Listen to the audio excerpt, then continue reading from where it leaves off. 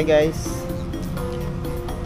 ating na-receive yung ating DJI Mini SE2.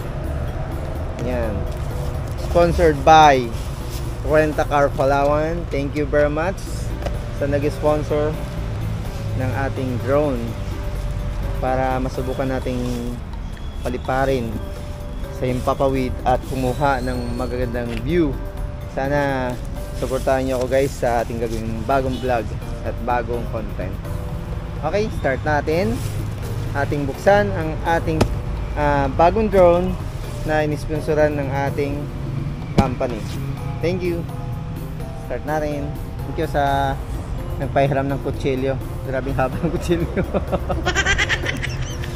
Nandito kami sa garage ni Easy Drive Car Rental kay Boss Amo.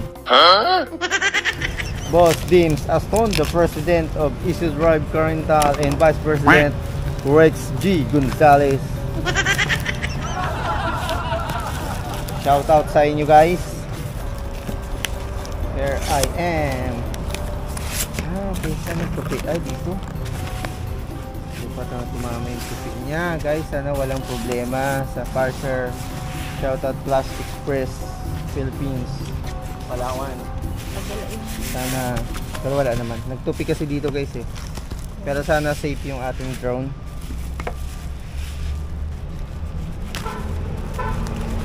Sana babawi ng nag-sponsor sa views ng ating gagawing vlog in the futures of next day or next week. Wow, it's great. No, English yun.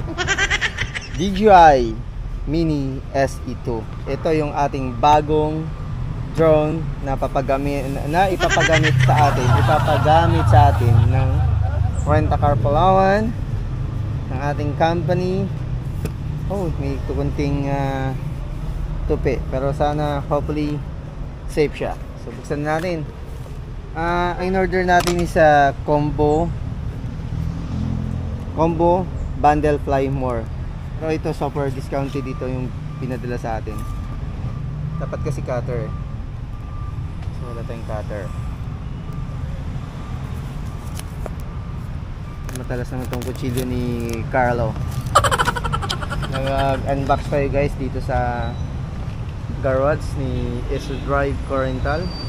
So shout out Easy Drive Car Rental. Pwede po kayong mag-rent dito sa ating mga tie-up na car na makukuha po ninyo sa murang halaga lang with discount. Tandaan nyo lang po yung logo na Quago sa mga kotse na yan. Okay, balik tayo. Ito na po. Ito na ang ating drone. Alright. May libreng bag na may libre ding hawakan. Nice, ganda. Para madudumihan. Okay, buksan natin. Okay, ito.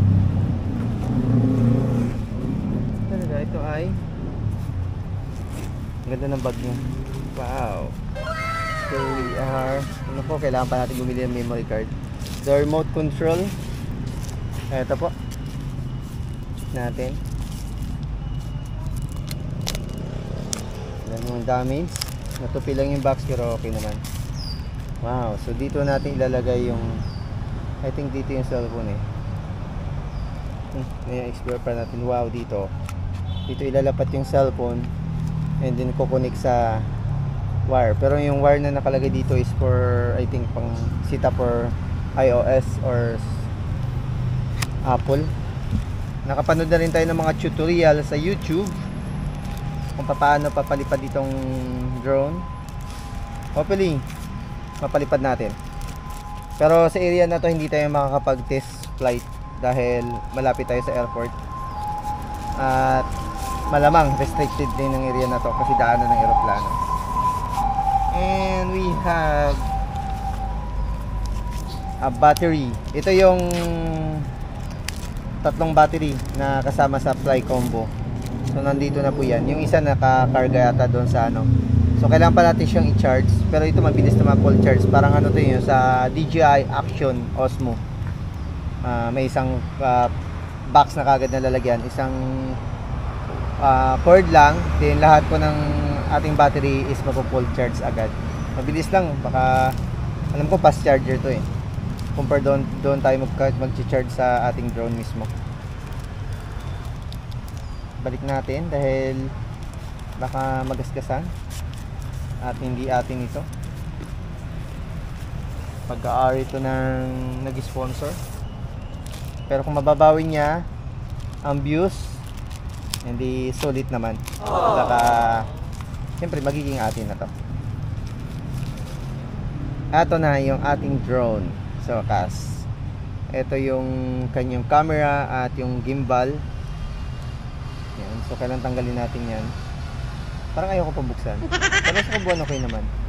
Ito yung kanyang folding bracelet. Folding bracelet. So parang ganun. Para hindi gumalaw-galaw pag nilagay sa box o sa kanyang bag. So nakaraan, saan ba yung kapatid ko? Ito. Ang alam ko, una yata binubuksan yung taas, yung baba. Ito mauna.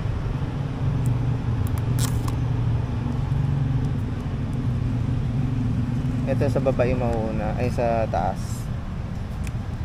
Sa taas. Yan, tapos and then side na to. Sa baba po pala, sorry. Yan, okay. So, ito na, ready na siya mag-flight. Kaso, alam ko, low bat pa ito. Mababa pa yung percentage ng battery. 249 grams lang po siya guys. So, kahit wala kang registration or wala kang permit, kung kailangan mo lang tayo magpaalam sa mga barangay na mahigpit pagdating sa drone. Pero ito, grabe, ready to flight na lang to. Papalipalin na lang natin. Hanap lang tayo ng area na kailangan natin siyang titesting, yung malapad na area. So, ito po yung battery niya. Nandito sa loob. Tatanggalin lang po natin yan. The charger and then yung memory card. So bibili pa tayo nyan. Okay, so yun lang po mga ka-easy. Abangan nyo po yung ating next vlog. It's about flying naman ng ating drone. At mag-discovery tayo ng mga gandang lugar dito sa Puerto Princesa at sa buong Palawan. Thank you mga ka-easy.